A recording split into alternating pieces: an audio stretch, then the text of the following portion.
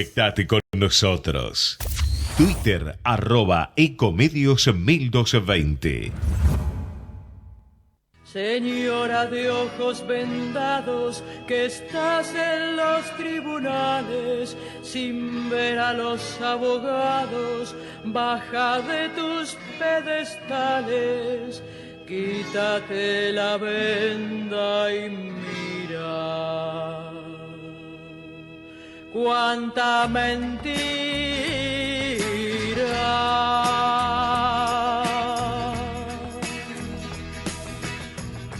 A partir de este momento comienza Testimonios Judiciales junto a Marcelo Orlando. Actualiza la balanza y arremete con la espada, que sin tus buenos oficios. 9 de la mañana, 1 minuto.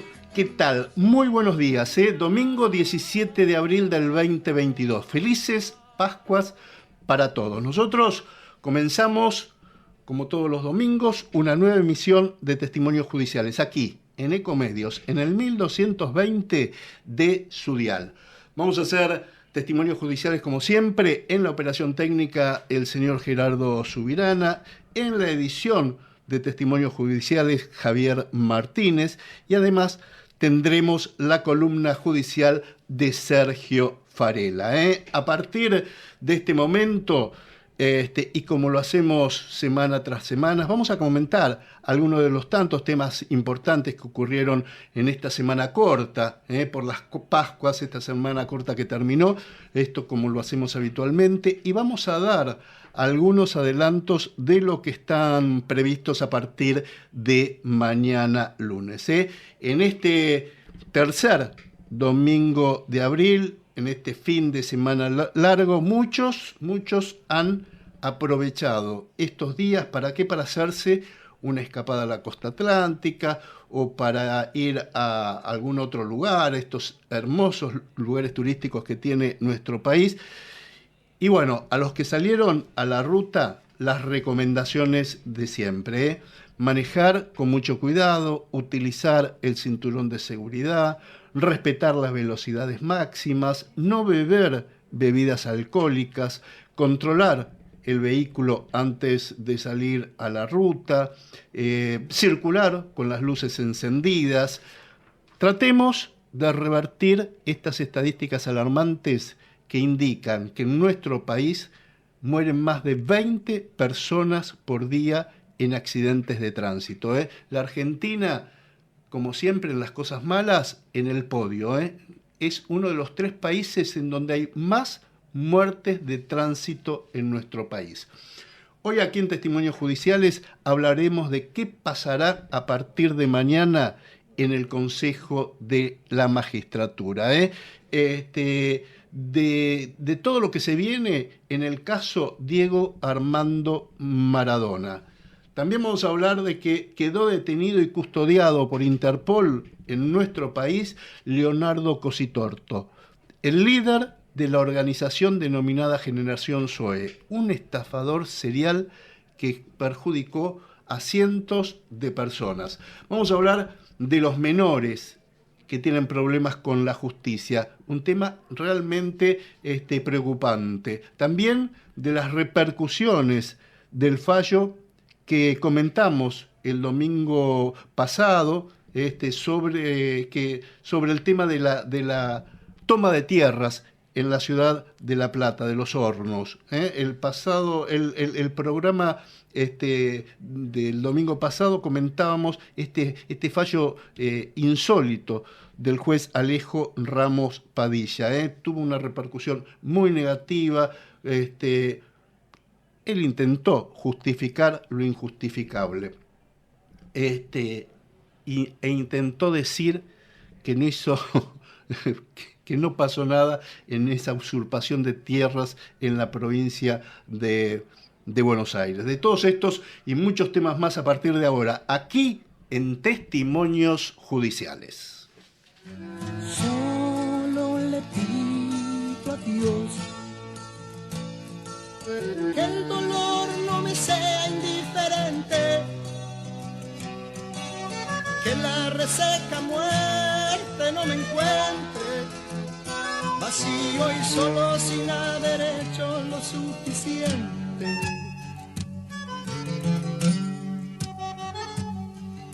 Solo le pido a Dios que lo injusto no me sea indiferente, que no me abofete en la otra mejilla, después de que una garra me arañó esta suerte.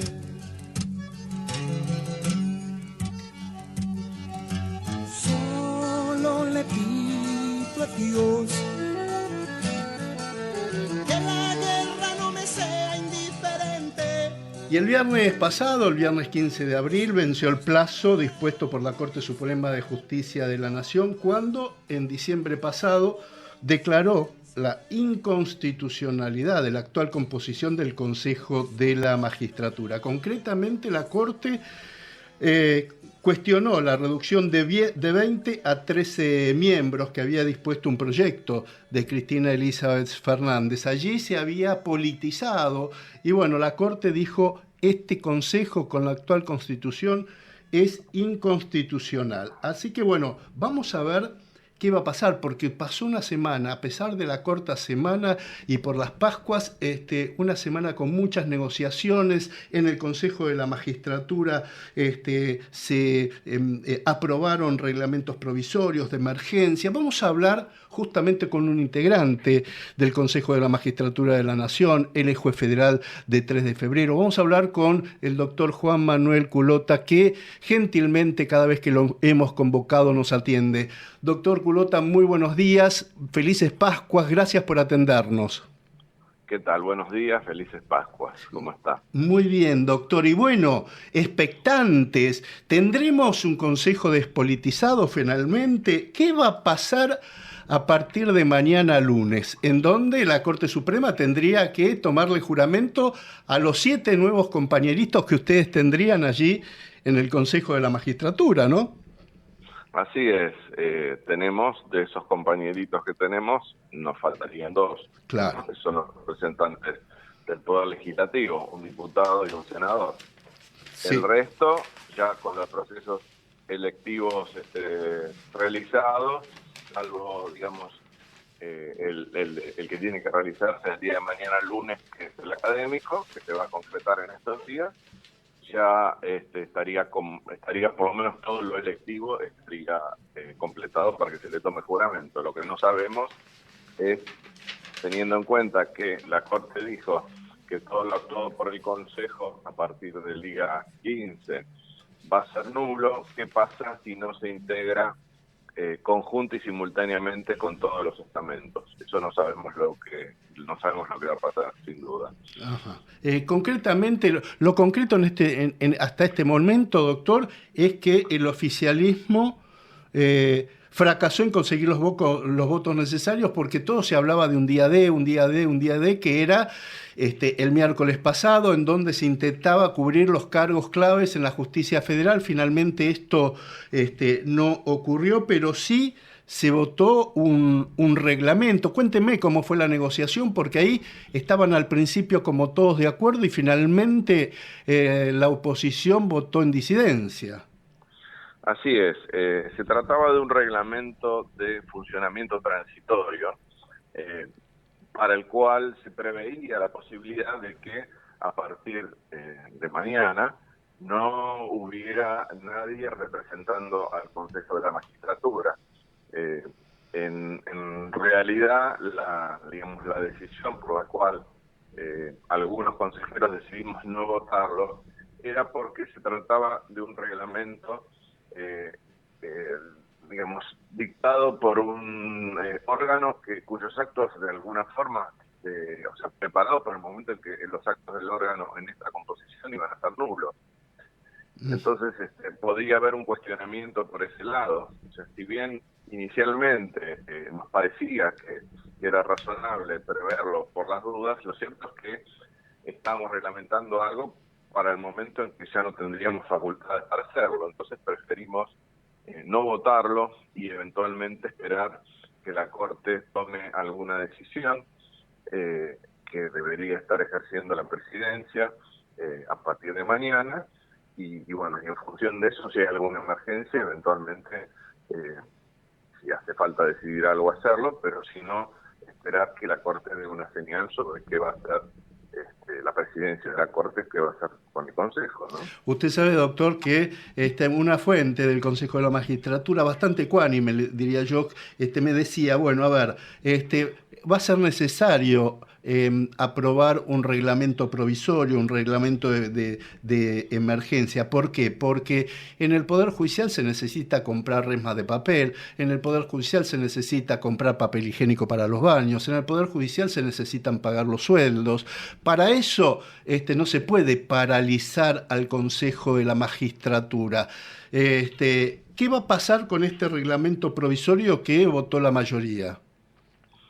No, el reglamento se debería aplicar, teniendo en cuenta que lo votó la mayoría, en la medida que no venga la presidencia del Consejo, o sea, no venga la Corte a hacerse cargo de la presidencia. A partir de que la Corte se haga cargo, no debería estar vigente ese reglamento, ¿no?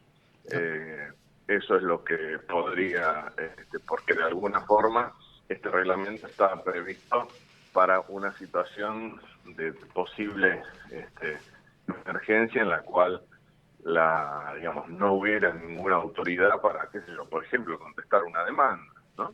Ajá. Una demanda del Consejo, bueno, el presidente representa al Consejo y debería hacerlo. Así que, bueno, podría, de acuerdo a lo que pase mañana, veremos qué sucede.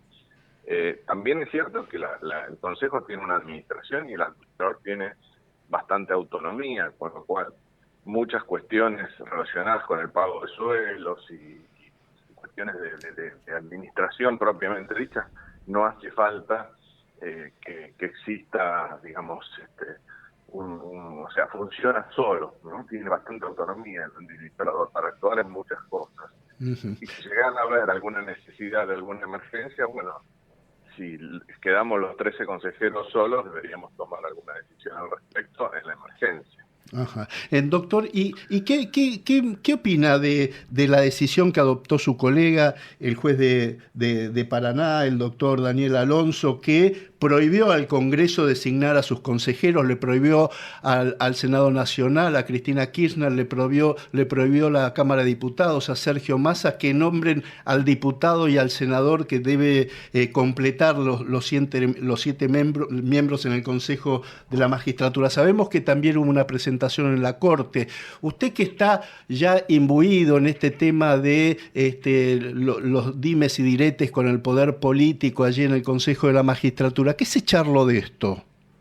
A mí me sorprendió este fallo, porque la verdad que es una sentencia, la de la Corte, que está en ejecución, y este fallo de alguna forma vendría a obstruir el cumplimiento de esta sentencia, ¿no? Porque al prohibir a las cámaras de diputados y senadores mandar los representantes al Consejo, se está incumpliendo la sentencia dictada por la Corte, con lo cual para mí es un fallo por lo menos difícil de entender, ¿no? Uh-huh. Creo que... Ahora, doctor, esto lo digo yo, no lo dice usted, pero sabemos que no sería ni la primera ni la última vez que el oficialismo, concretamente el kirchnerismo, no cumple con un fallo de la Corte Suprema, ¿no? Ya pasó con el nombramiento de un procurador en la provincia de Santa Cruz. Escuchábamos a un senador como es Oscar Parrilli, que se deba obedecer al máximo tribunal de justicia de nuestro país, que no se tenga que cumplir el fallo dispuesto por la Corte Suprema. Es gravísimo este enfrentamiento entre poderes del Estado, ¿no? Sin duda, yo como juez siempre considero que todas las sentencias están para ser cumplidas. Es muy grave que una sentencia, sea de quien sea, aunque no nos guste, no se cumpla. Si no, de alguna forma el Poder Judicial pierde toda autoridad y la verdad que, bueno, cualquier sentencia, si no, podría ser cuestionada incumplidas, ¿no? Pero siempre hay que cumplirlas, aunque no nos guste. Es así el sistema. Y más la de la Corte Suprema, sí, sin duda. Claro, claro. Así que, doctor, quedó absolutamente todo paralizado el Consejo de la Magistratura. ¿Qué va a pasar con los jueces investigados? ¿Qué va a pasar con las ternas que habían dispuesto? ¿Qué va a pasar con los nombramientos de las vacantes que están en el Poder Judicial? Yo me acuerdo haber charlado con usted en algún momento y usted me decía, bueno, hay fueros, como el fuero laboral, como el fuero civil, como el fuero comercial, como el fuero de la seguridad social, que necesitan cubrir las vacantes porque eso es lo que necesita la sociedad para que podamos los ciudadanos tener justicia en nuestro país. Y con todo eso, ¿qué va a pasar? La verdad que se hizo un trabajo muy intenso en los últimos 2 años en el Consejo en todo lo que es selección. Hay muchos pliegos, hay muchas ternas para ser elevadas al Ejecutivo, y muchas son de estos juzgados, de los juzgados civiles, de los juzgados laborales, de los juzgados criminales de instrucción, ¿no? Que son los que directamente, los que más, de alguna forma, prestan un servicio a la gente común, los que más, para mí, deberían cubrirse con mayor velocidad, porque de alguna forma se complica el servicio de justicia de jueces subrogantes que no más, que están con 1, 2 o 3 juzgados de más, y bueno, por más que uno haga un gran esfuerzo, no se va a brindar el servicio adecuado si no hay un juez a cargo de cada tribunal. Yo siempre traté hasta último momento de que el Consejo por lo menos mandara esas ternas, las ternas, y que de hecho también el Ejecutivo, que ya no dependía de nosotros, por supuesto, mandara los 50 y pico de pliegos que tiene y el Senado aprobara los 37. El Poder Ejecutivo tiene 37 pliegos sin mandar, algunos de los cuales fueron retirados en el 2019, y en el Senado hay 37 pendientes, ¿no? Uh-huh. Ya ahí tenemos como 90 designaciones, más todas las pendientes que hay del Consejo de la Magistratura. Prácticamente tenemos un 25% o un poco más del Poder Judicial vacante. Yo creo que eso hay que apuntar. Y eventualmente, si hay juzgados que pueden ser más controvertidos, como los juzgados de Comodoro Pi o la Cámara Federal, bueno, en todo caso dejar eso para la discusión más larga si es necesario, pero todos estos juzgados que son los que más se acercan a la sociedad porque son los que prestan el servicio a la persona que tuvo un accidente, que tiene un problema laboral, bueno, todos esos juzgados tienen que ser integrados a la brevedad y se tienen que buscar los acuerdos para que esto sea así, y en todo caso dejar de lado a aquellos controvertidos para una discusión más amplia. Doctor, usted dentro de la Asociación de Magistrados integra justamente la lista, que no es ni oficialista ni es opositora. ¿Coincide con las críticas que tiene la sociedad argentina para el Consejo de la Magistratura, que está totalmente politizado?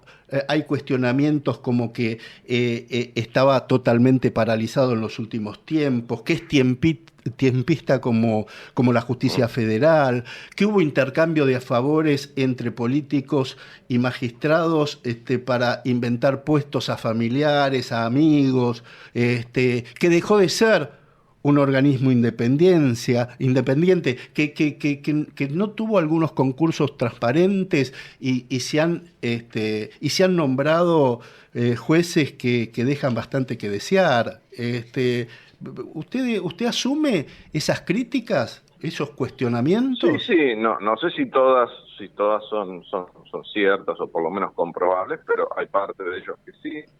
Lo cierto es que el Consejo, con esta mayoría política que tiene, que la Corte dijo también, que cuestionó en su fallo, se ha politizado mucho, y la verdad es que debería ser para mí un órgano mucho más técnico que político, que justamente cumpla su función esencial, que es la selección de jueces y eventualmente también la aplicación o el seguimiento de la parte disciplinaria de los magistrados, y que lo haga con un carácter más técnico y menos político.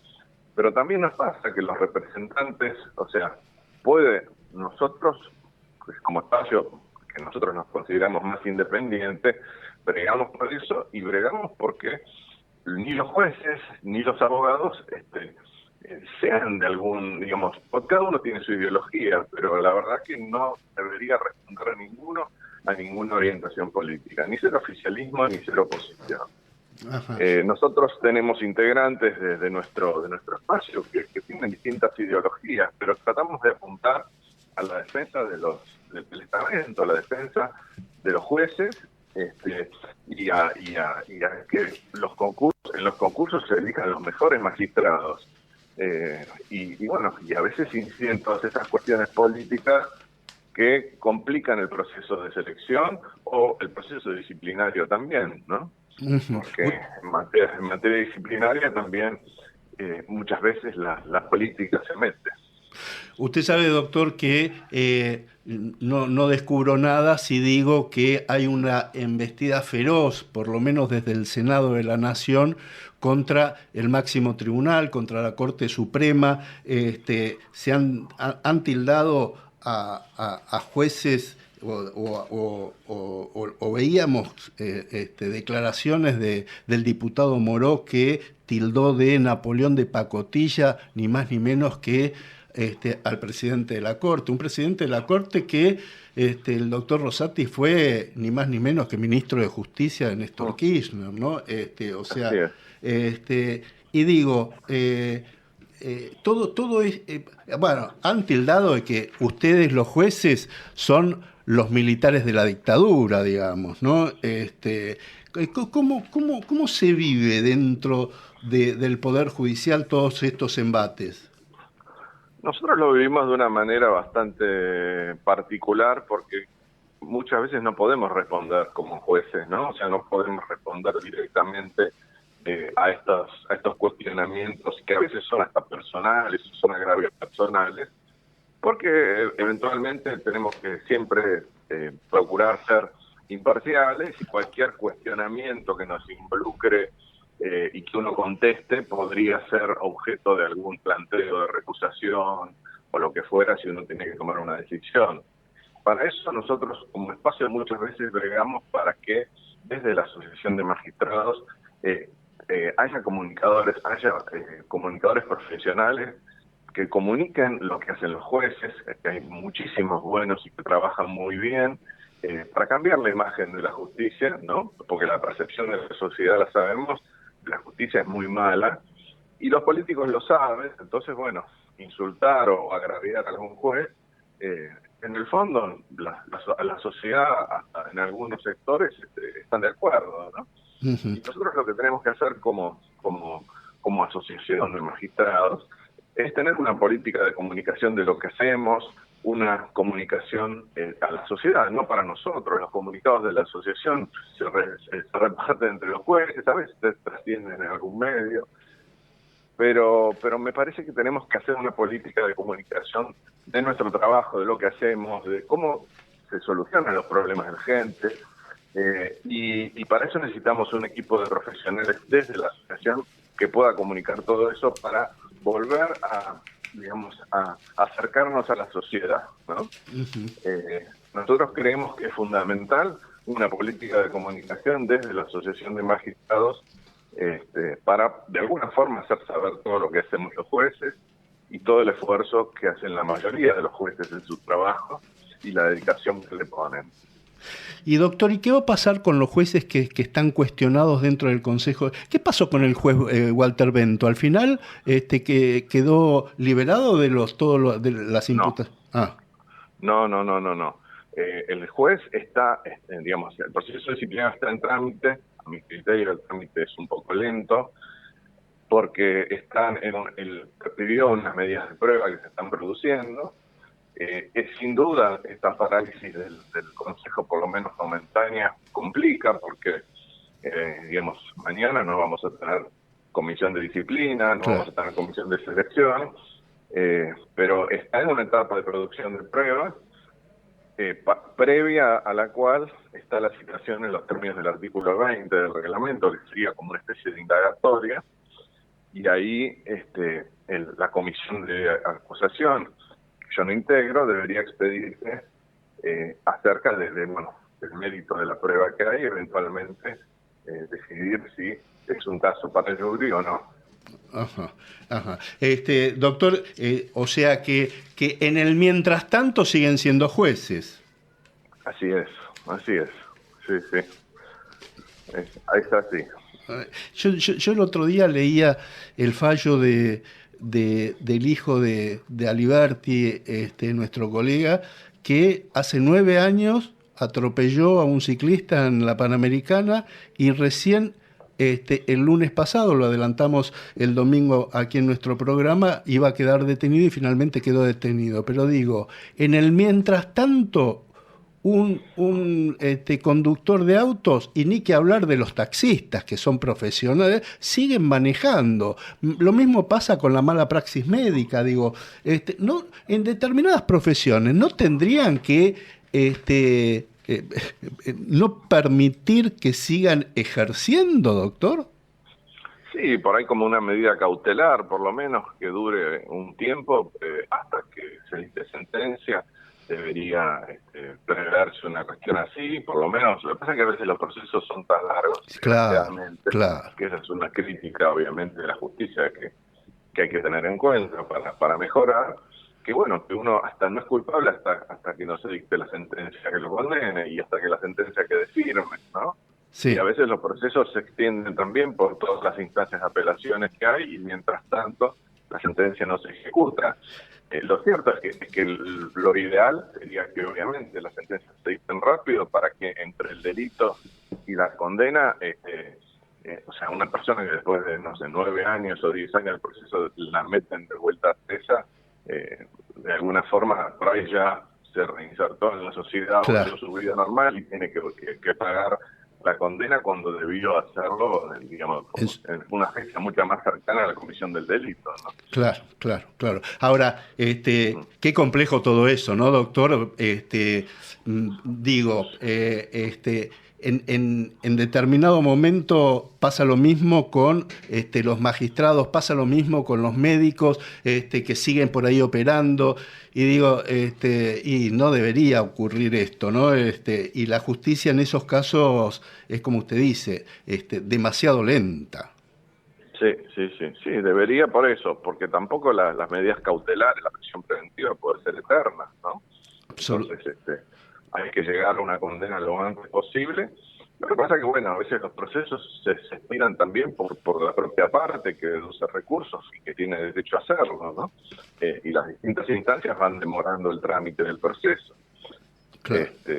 Lo que ha pasado con el procedimiento de flagrancia en la justicia de capital, de instrucción, es un buen ejemplo de que se pueden dictar sentencias rápido, ¿no? Un delito flagrante es algo que no requiere mucha prueba, porque lo agarraron justamente con las manos en la masa, entonces claro, se puede directamente dictar una sentencia en muy breve tiempo. Eso creo que fue una muy buena iniciativa y que los jueces de instrucción de capital lo están aplicando y muy bien y muy contentos ellos porque los procesos se resuelven rápido también para ellos, ¿no? Para el propio juez. Usted sabe, doctor, que yo siento como que a ustedes, los camaristas, les han quitado poder, porque en la década del 90, con Aslañán, ministro de Justicia, se oralizó la justicia y dijeron, no, ahora va a ser todo más ágil, más dinámico. Y yo los primeros juicios orales que cubría, durante años, yo diría durante el menemismo, era como que llegaba al tribunal el secretario o el presidente del tribunal daba a conocer el veredicto y automáticamente decía, señor policía, espose al imputado, y salía detenido desde ese momento. Ahora, después he visto, no sé, un barra brava de River que lo condenaban a prisión perpetua y a la noche estaba hablando en televisión. Uh-huh. Sí, bueno, son criterios jurisprudenciales que determinan que la sentencia recién tiene que ser cumplida cuando adquiere firmeza, ¿no? Y en muchos casos esto es así. Bueno, hay que respetar lo que sostienen distintos tribunales y los criterios que han surgido, y eventualmente todo esto tiene que ver con los tratados internacionales suscritos por el país y cuestiones que hacen que, bueno, nadie es culpable hasta que tenga una sentencia firme dictada en su contra, ¿no? Doctor Juan Manuel Culota, juez federal de 3 de febrero, integrante del Consejo de la Magistratura, yo realmente le agradezco muchísimo que nos haya atendido este domingo de Pascua, le agradezco mucho su tiempo, testimonios judiciales, le mando un abrazo grande, que tenga un buen domingo y lo comprometo porque en cualquier momento lo vamos a seguir molestando, ¿eh? Por supuesto, Marcelo, cuando quieran, y gracias también por el llamado. Felices Pascuas. Gracias. Hasta luego. Chao. Ecomedios.com AM1220. Estamos con vos. Estamos en vos. Descarga gratis de tu celular la aplicación Ecomedios. Podés escucharnos en vivo, informarte con las últimas noticias y entrevistas en audio y video. Búscala y bajate la aplicación Ecomedios. Podés vernos en vivo en ecomedios.com. Contenidos audiovisuales. Conectate con nosotros. Contestador 5-254-2353.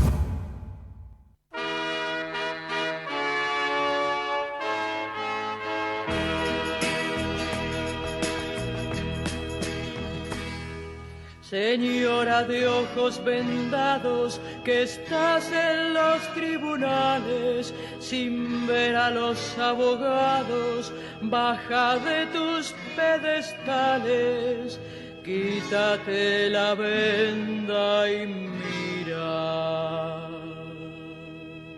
Cuánta mentira.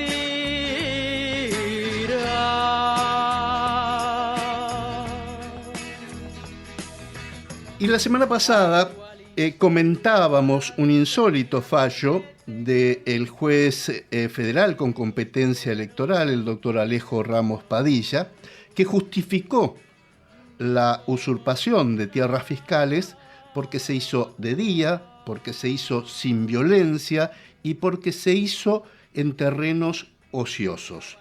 Esto provocó mucha indignación, hubo incluso marchas en contra de la decisión del doctor Ramos Padilla y también hubo denuncias, no solo en el Consejo de la Magistratura, sino también en la Justicia Federal. Quedó radicada en el juzgado del doctor Ernesto Kreplak una denuncia penal contra el juez Alejo Ramos Padilla. Vamos a hablar justamente con el ex magistrado que realizó esta denuncia penal, que es el doctor Guillermo Tiscornia, ex juez penal económico. Doctor Tiscornia, buen día. Antes que nada, felices Pascuas. Gracias por atendernos. Marcelo Orlando lo saluda. ¿Cómo le va? Muy bien, Marcelo. Ante todo, retribuyo el saludo. Felices Pascuas para usted también. Muy buenos días. Por suerte, muy bien. Gracias a Dios, muy bien. Y le agradezco mucho esta entrevista. Doctor, a ver,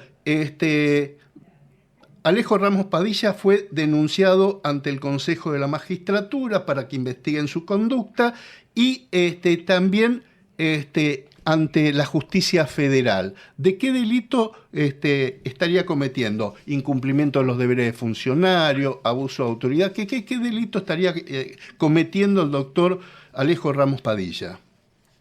Eventualmente yo agregaría posible prevaricato en los términos del artículo 269. Marcelo, en primer lugar, varias aclaraciones, si usted me permite. Sí, por supuesto.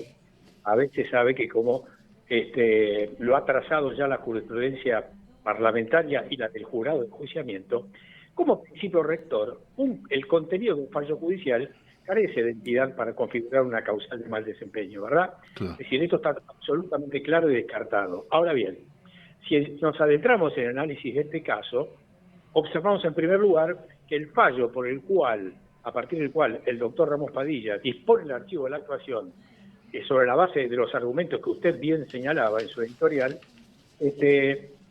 básicamente marcan un apartamiento ostensible de lo que constituye su materia específica. Estamos hablando de un juez federal con competencia en materia criminal.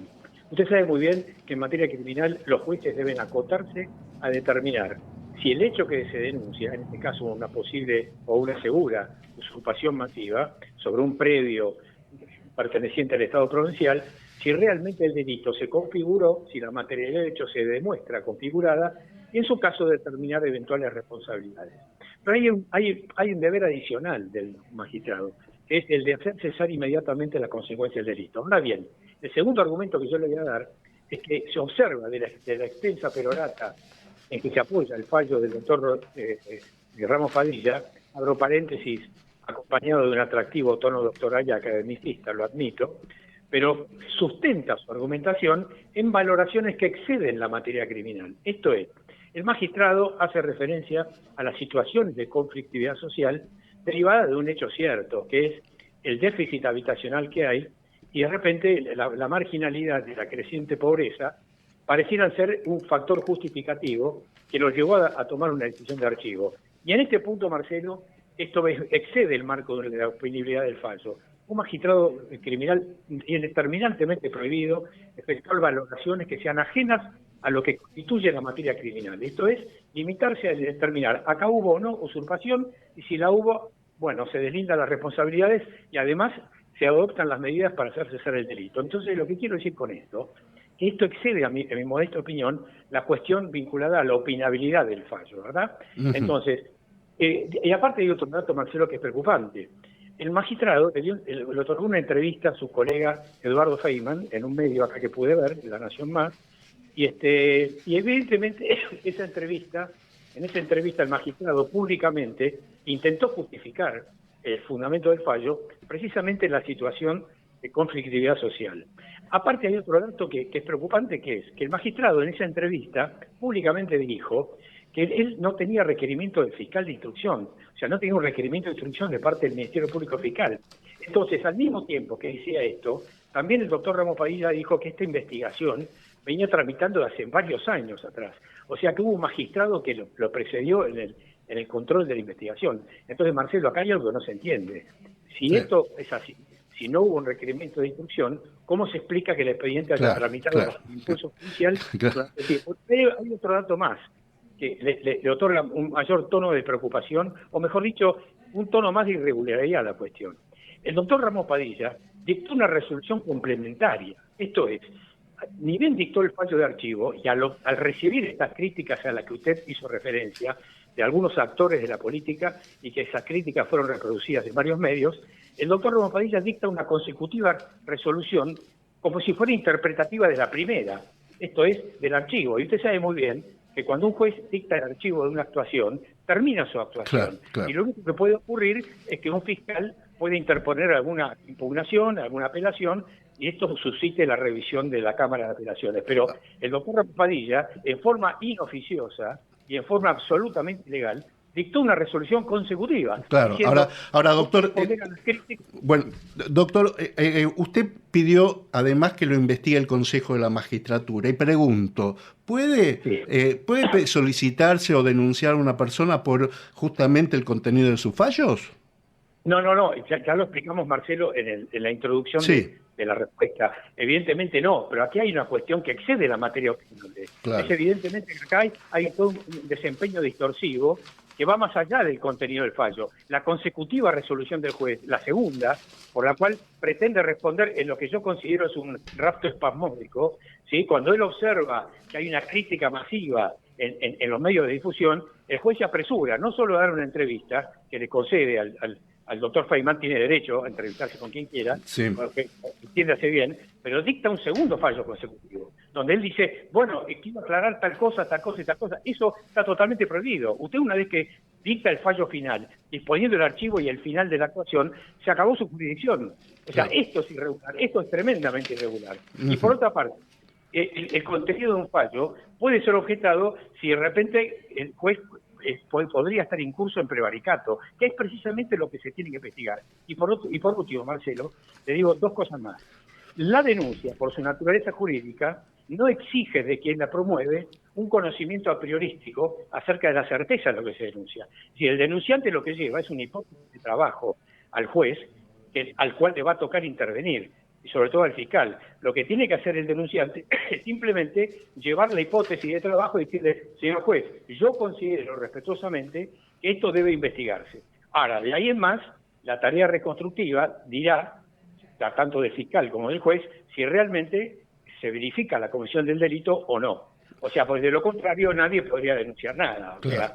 Evidentemente, como bien decía el magistrado Fará, el doctor Fará, juez de Cámara del Federal, en uno de sus enjuiciosos fallos, la denuncia no exige un conocimiento certero y aprodístico de quien la promueve. O sea, eso será resorte de la investigación. Y después se delindará si la denuncia está fundada o no está fundada, ¿verdad? Claro. Ahora, doctor, ¿cuándo cree que comenzaron a existir los jueces militantes? ¿Fue cuando se creó Justicia Legítima? ¿Cuándo fue que se empezaron a tener en la justicia jueces que miran para otro lado de acuerdo a quién tienen enfrente, a quién tienen que investigar? Bueno, básicamente como usted bien dice, Marcelo, tuvo mayor visibilidad esa militancia ideológica o doctrinaria de los jueces a partir de Justicia Legítima. Ahí tuvo mayor visibilidad. Pero anteriormente, si usted repasa la actividad judicial desde que se reimplantó el sistema democrático, desde el 10 de diciembre del 83 con el doctor Alfonsín, ya había cierta inclinación desde el punto de vista doctrinario e ideológico de ciertos jueces a determinadas posturas. Por ejemplo, ya hemos dicho en otra oportunidad, en tantas entrevistas que usted gentilmente me hubo concedido, que el doctor Zaffaroni copó el púlpito académico y no hubo ningún jurista de nota desde la otra vereda ideológica que le disputara las aulas, ¿verdad?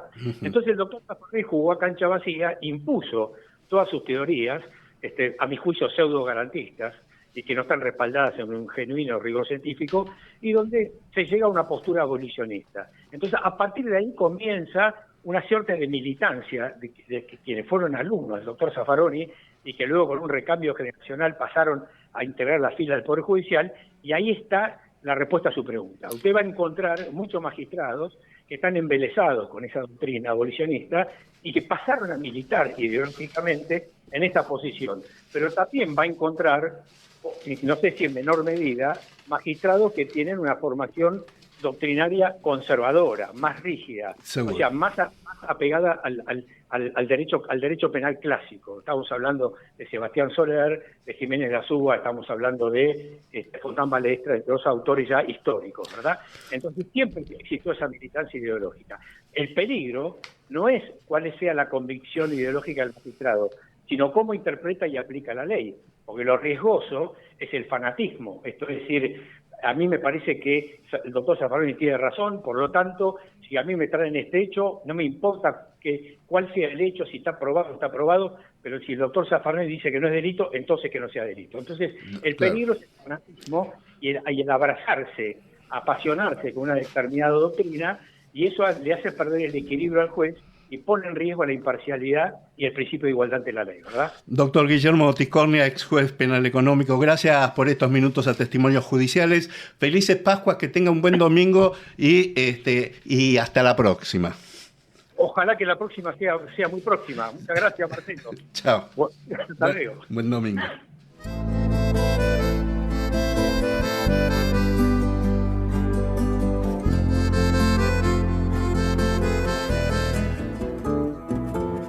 Cuando José el carpintero supo que iba a ser papá, levantó a María en brazos para ponerse a bailar.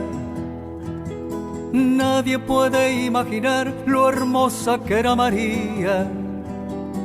Una perla en cada oreja, hay mucha bibliografía. Todo iba de maravilla en el hogar de José. No se hablaba de otra cosa que del próximo bebé. Mirando las estampitas, nadie puede imaginar que el esposo de María era capaz de bailar. Y ahora el tema son los menores con problemas judiciales. La oficina de defensa del menor de la Corte Suprema de Justicia de la Nación antes estaba en manos de la doctora Elena Hayton, junto con la Oficina de Violencia Doméstica, y desde que se jubiló la doctora Hayton, quedó en manos del nuevo vicepresidente de la Corte, que es el doctor Carlos Rosenkrantz. Hace unos días, el doctor Rosenkrantz realizó un encuentro de la Comisión de Menores. Allí estuvieron integrantes de la Cámara del Crimen, titulares de juzgados y tribunales de menores, de fiscalías, de defensorías. ¿Qué se acordó en esa reunión? Una agenda de trabajo común para abordar el tema de los niños y adolescentes que tienen conflictos con la justicia. Para que se den una idea, el año pasado hubo alrededor de 1.500 chicos con problemas judiciales. Vamos a hablar con este tema con la coordinadora de la Oficina del Menor del Máximo Tribunal de Justicia de nuestro país. Ella es una prosecretaria letrada de la Corte Suprema y es la responsable de la Oficina de la Base General de Datos de Niñas, Niños y Adolescentes del Máximo Tribunal de Justicia de nuestro país. Vamos a hablar con la doctora Claudia Romano Dufo. Doctora, buen día. Marcelo Orlando la saluda. ¿Cómo le va? Buen día, Marcelo Orlando. Muchas gracias por convocarme. No, gracias. Felices Pascuas antes que nada, doctora. Bueno, muchas gracias. Lo mismo para usted. Gracias. Quería preguntarle, a ver, ¿cómo se está manejando y qué es lo que charlaron en esa reunión que tuvieron con el vicepresidente de la Corte? Bueno, en principio le aclaro que hay una acordada 15 de hace ya bastantes años, 2015, que facilita esta posibilidad de hacer estas reuniones de la Comisión de Menores para tratar diversos temas y problemáticas que pudieran existir del tribunal con otro tipo de instituciones o dependencias, convocando por supuesto a los jueces, que son los que van a crear un poco esta agenda con los temas que fueran necesarios. La última reunión se hizo hace poco menos de un mes, presidida, como usted dijo, por el vicepresidente, el doctor Rosenkrantz, y hubo algunos temas que principalmente se han mencionado como importantes de comentar, que tienen que ver por ahí con qué hacer con un chico que comete delito y que después entra en el sistema judicial, cómo abordarlo, buscar alternativas que no sean, por ejemplo, la privación de libertad.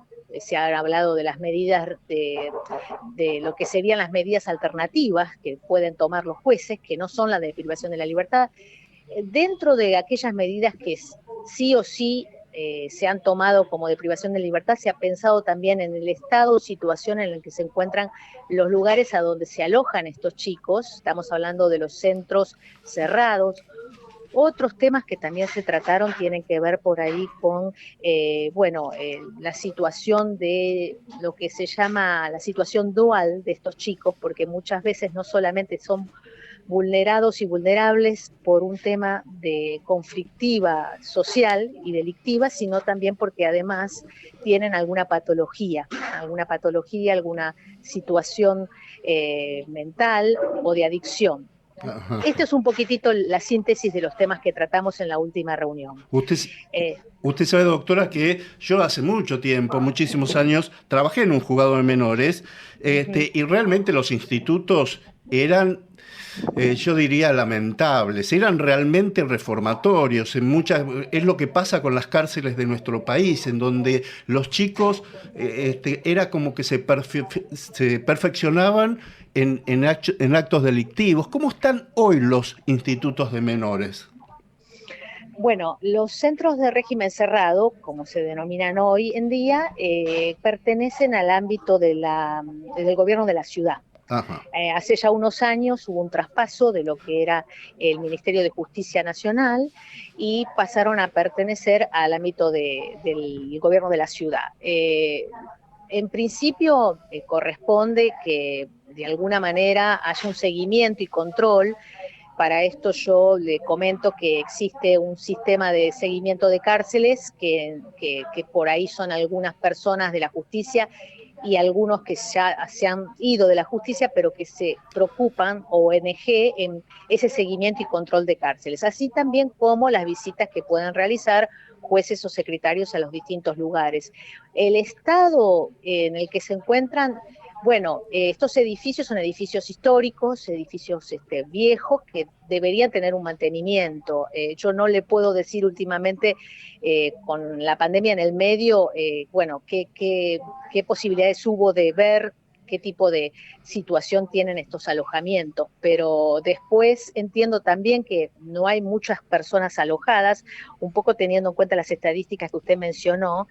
Fíjese que de los 1.472 chicos que tuvieron una causa con intervención judicial en el ámbito de menores de edad, solamente 143 han estado con una medida de privación de libertad. Después algunos pueden estar alojados en hospitales o en otro tipo de lugares que hacen al ámbito de adicciones o de algún otro tipo de situación de asistencia o patología. No son tantas las personas y entiendo que en el tiempo de pandemia, bueno, se intentó lograr que no hubiese personas en esos lugares, ¿no? También, pero ya le digo, eso... Para conocer un poco habría que indagar en el ámbito de control que tiene el gobierno de la ciudad, la Dirección General de Responsabilidad Penal Juvenil, que es quien está a cargo de estos centros de régimen cerrado.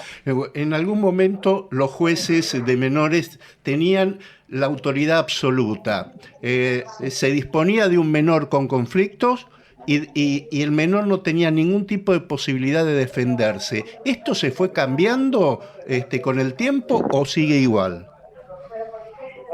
Mire, esto que usted está más o menos perfilando era lo que se llamaba antes el sistema tutelar. Exactamente. Nosotros, o de patronato, ¿no? Exactamente. Esos son sistemas que ya han quedado caducos.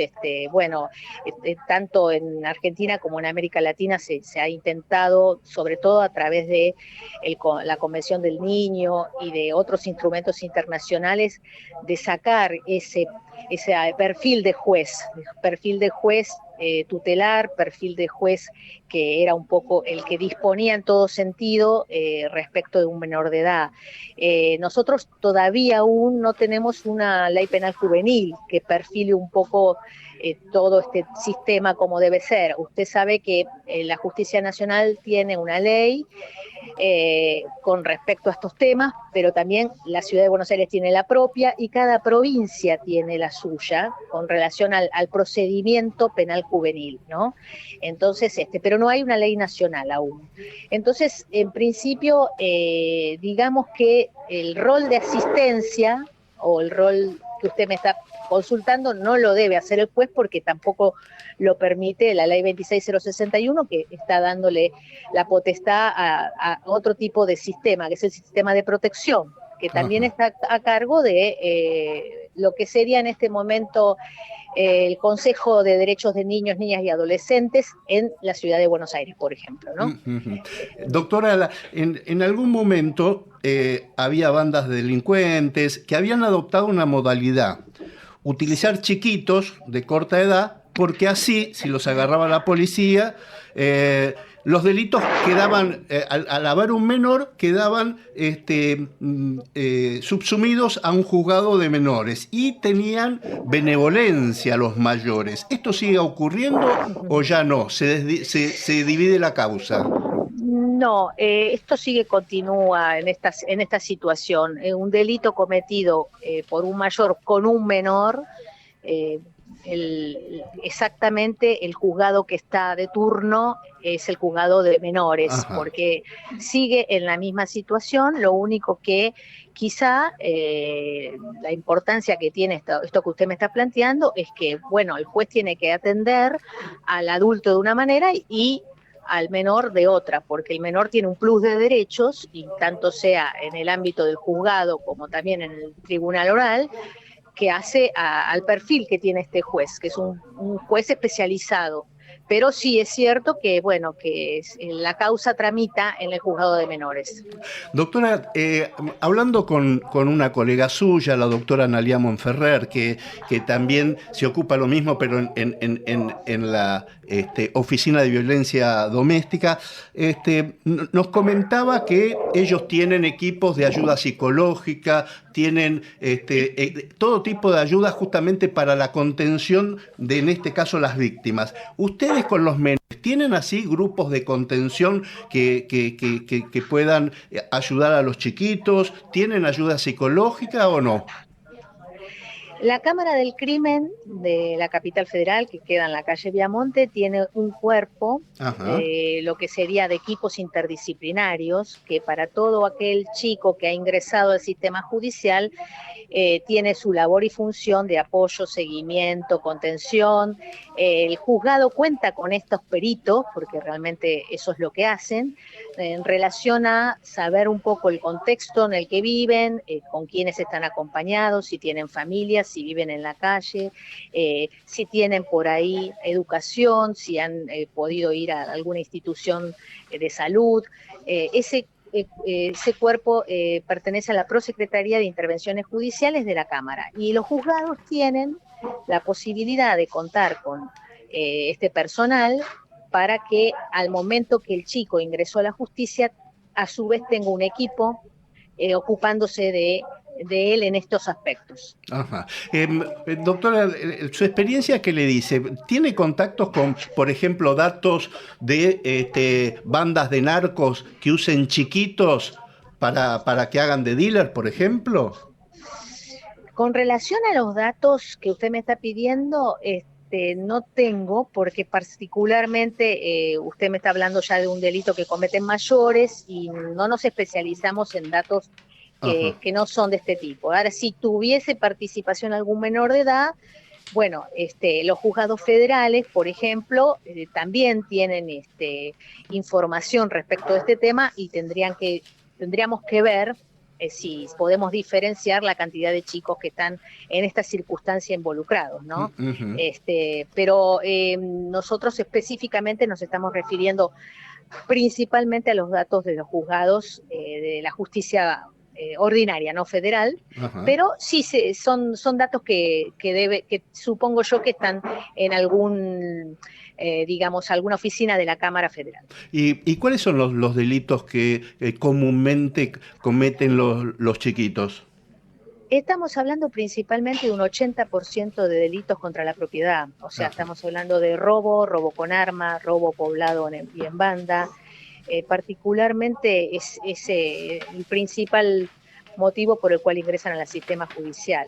Después hay delitos menores como el hurto, que ya son delitos que han pasado a ser del ámbito también de lo que sería el Poder Judicial de la Ciudad de Buenos Aires, porque también hay que tener en cuenta que hay delitos de los que se ocupa el Poder Judicial de la Ciudad de Buenos Aires, ¿no? Que son los de menor cuantía o los que se han ido transportando o transfiriendo, mejor dicho, esa es la palabra, de nación a lo que sería el sistema judicial de la Ciudad de Buenos Aires. Doctora Claudia Romano Dufó, prosecretaria letrada de la Corte Suprema de Justicia de la Nación, coordinadora de la Oficina de Base General de Datos de Niñas, Niños y Adolescentes del Máximo Tribunal de Justicia. Gracias por estos minutos a Testimonios Judiciales. Felices Pascuas, que tenga un buen domingo y hasta cualquier momento. Estos temas nos interesan mucho, así que la vamos a seguir molestando, ¿eh? Bueno, muchas gracias, Marcelo. Un buen domingo y felices Pascuas. Gracias. Hasta luego.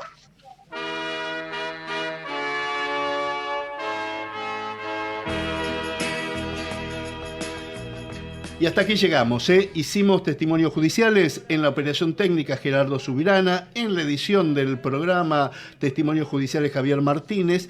Ya llega todo el equipo de Nueva Economía y nosotros nos despedimos, si Dios quiere, hasta el próximo domingo a las 9. Que tengan todos un muy lindo día, muy buena semana y felices Pascuas para todos.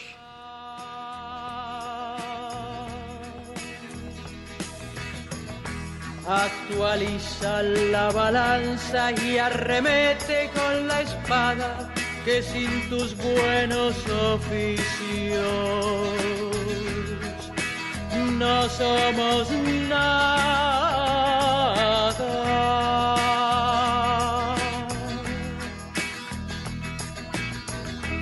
Lávanos Dios de sangre y tinta, resucita al inocente y haz que los muertos entierren el expediente.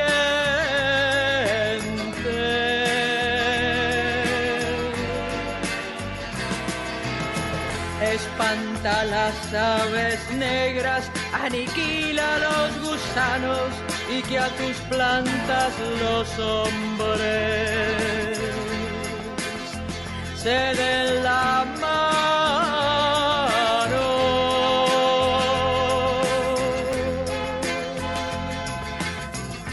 Ilumina al juez dormido, apacigua toda guerra y hazte reina para siempre.